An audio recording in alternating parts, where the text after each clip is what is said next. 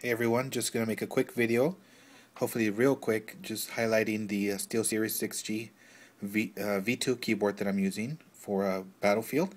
This is a very nice keyboard. It's a mechanical keyboard that uses Cherry MX black switches, which according to my research indicate are probably the best type of switches that you want to use for first-person shooters specifically.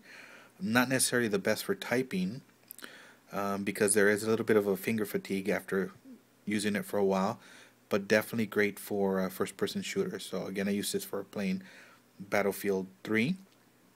As you can see, it's a pretty straightforward keyboard.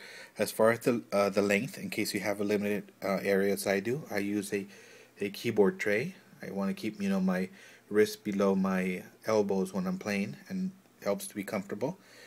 So I have a keyboard tray, so the area that I can fit this in is pretty small, and this measures a little over 17.5 inches, so there's enough space, you see there, to have my mouse scene surface right there.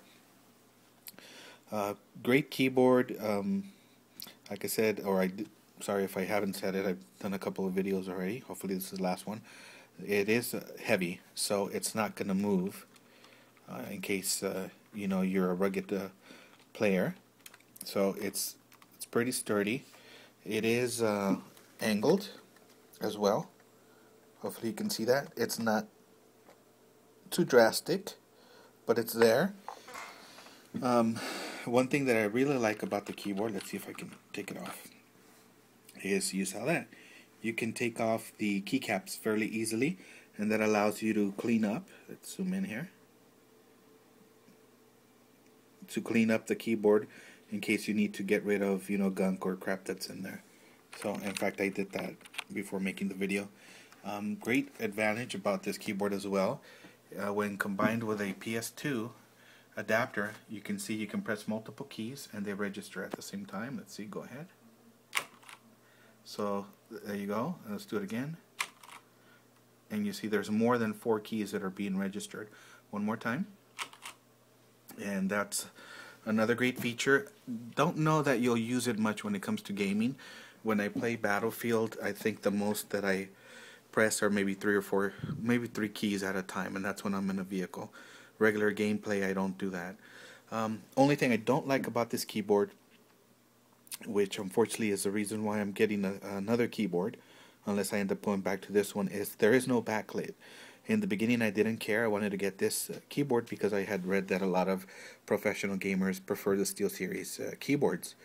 I had used a keyboard before. It was a Cytec Eclipse with backlit, and I loved it, but I said let me try it. Let's see, we can probably use the the brightness of the screens enough to see, but no, sometimes when you have late night gaming sessions, you miss that backlit. So at this point I've already ordered a Ducky Shine keyboard with that one's going to have red Cherry MX switches, and it's going to have a blue LED.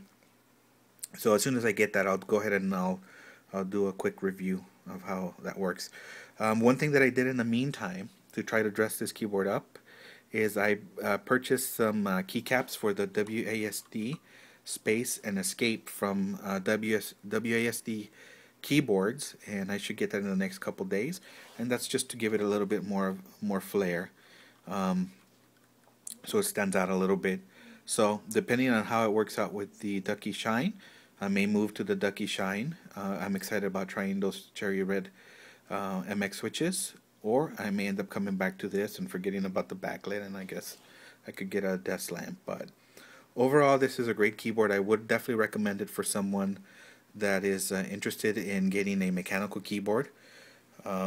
For it being such a basic keyboard, you could argue it's a little bit more expensive than it needs to. It's about 80 bucks.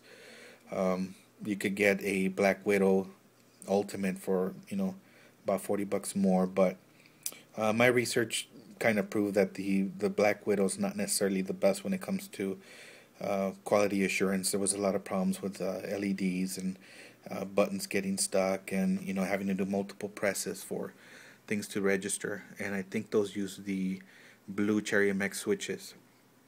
So I decided to go with the 6G because again the reviews were solid.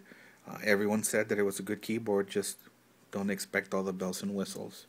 And that's exactly what it is. It's specific for gaming. It helps. My gaming has improved since doing it. What I like to do is each time I buy a new peripheral is kind of stick with it for at least a few months. I've had this now for 6 months. And kind of see if my gaming's improved, and I can tell you that it has. Now, it won't make you a great gamer if you are not a good gamer, but it does give you a little bit of an advantage. I don't know so much that it would warrant, paying such a huge price, but the difference, I'm sorry, between the dome keyboard and a mechanical keyboard. But definitely once you go to a mechanical keyboard, um, you know, you will be hard set to go back to a regular keyboard. In fact, at work, because I do type quite a bit, I purchased an Adesso mechanical keyboard with blue Cherry MX switches. So, anyways, hopefully I didn't talk too fast. If you guys have any questions or anything, just post them on the comments. I wanted to give this review mostly from my perspective. I didn't want to go over every specific detail. I figured you guys can find that out on your own on the internet. There's definitely a lot of information. But a lot of times, I'm sure you guys, if you're watching this video, you're like me and you want to get the perspective from the end user rather than someone that's just going to read all the specs off of a spec sheet on a website. Okay, again, if you have any questions, just post them down at the comment section. Thank you. Bye.